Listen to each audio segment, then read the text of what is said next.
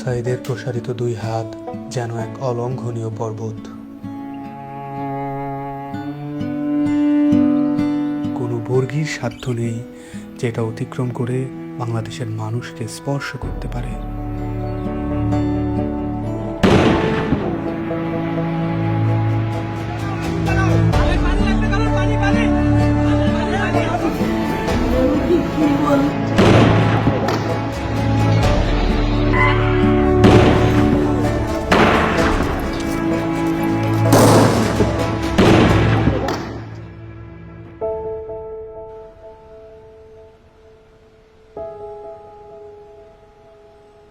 জুলাইয়ের পর থেকে এই বাবা প্রতিদিনই রাস্তার আশেপাশে হাঁটাহাঁটি করেন। কখনো আবার নির্বাক দাঁড়িয়ে থাকেন। উনি সামনের দিকে তাকিয়ে থাকেন, কিন্তু আসলে কোনো দিকেই তাকান না।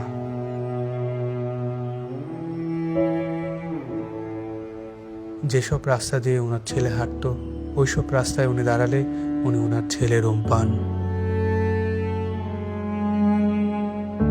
আমার ছেলে মৃত্যু অবস্থায় যখন দাফন দিতে নিয়ে যাবে, এর আগে যখন দেখছি যে হাসতেছে, সে হাসতেছে, হাসি মুখ অবস্থা। ইভেন্টের কাজ করতো, শুধু বাপের কিভাবে একটু সাহায্য করে। কোনো আজে বাজে আড্ডাতে ছিল না। ওই সারাদিন শুধু কলেজ থেকে আসা ও একটুখানি বিকেলবেলা একটু বন্ধু বান্ধব নিয়ে ক্রিকেট খেলতো, ক্রিকেটের পাগল।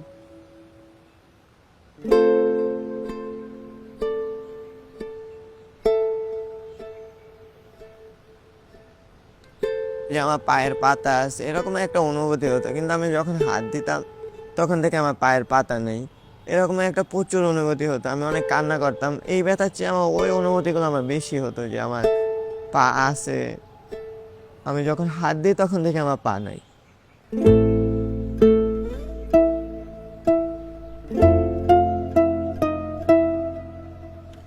এই হসপিটালে আমি অল্প কিছুদিন হলো আসলাম। পা দিয়ে নতুনভাবে হাঁটা শিখতে আছি, মানে ছোটকালে যেভাবে হাঁটা শিখেছে মা, ওই রকমের এখানেও হাঁটা শিখাচ্ছে আর কি।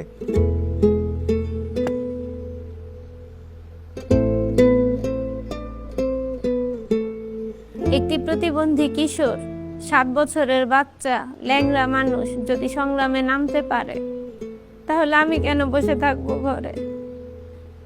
একদিন তো মরতেই হবে, তাই মৃত্যুর ভয় করে স্বার্থপরের মতো ঘরে বসে না থেকে গুলি খেয়ে বীরের মতো মৃত্যু অধিক শ্রেষ্ঠ। আমি যদি বেঁচে না ফিরি, তবে কষ্ট না পেয়ে গর্বিত হয়েও জীবনের প্রতিটি ভুলের জন্য ক্ষমা চাই। আনাস।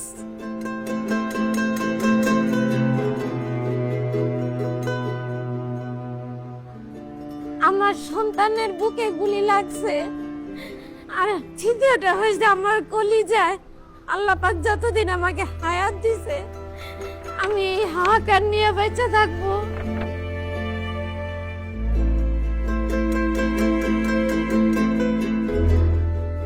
বাবা আসলে আমাদের একটা কিছু না, কিন্তু চকলেট নিয়ে আসছো। পিউ বাবা নাই বাড়িতে, যখন বাইরে গেছে আর পুলিশ এসে ওকে ঘুড়ি মেরে দিছে। আই মিস ইউ পিউ বাবা।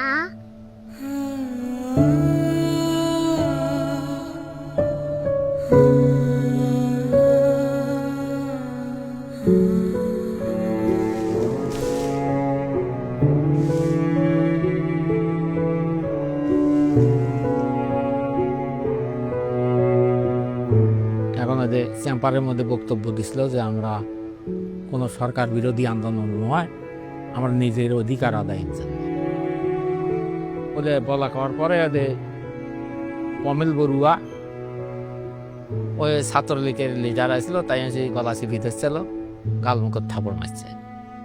এখন ওই জন্যই ওর জেদ ধরে শহীদ হলো কি এখন ওটার ব্যাখ্যাটা আর আমি জানি না।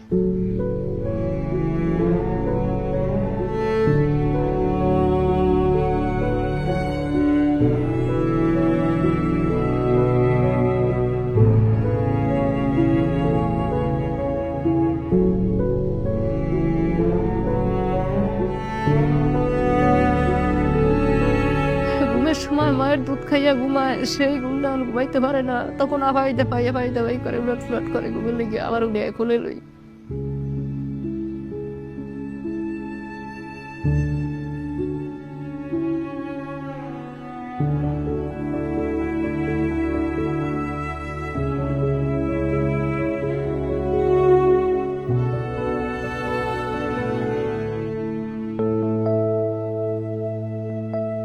এখানে এসে যখন দেখি যে এখানে সবসময় ভাইয়া পড়াশোনা করতো, এই বিছানাতে থাকতো, এখন যখন দেখি ও নাই তখন একটা শূন্যতা কাজ করে মনের মধ্যে। খারাপ লাগে যখন দেখি যে ভাইয়া এই রুমে নাই। এই ছবিটা 18 জুলাই আমার আন্টি নাজিয়া খান ফেসবুকে পোস্ট করেছিল।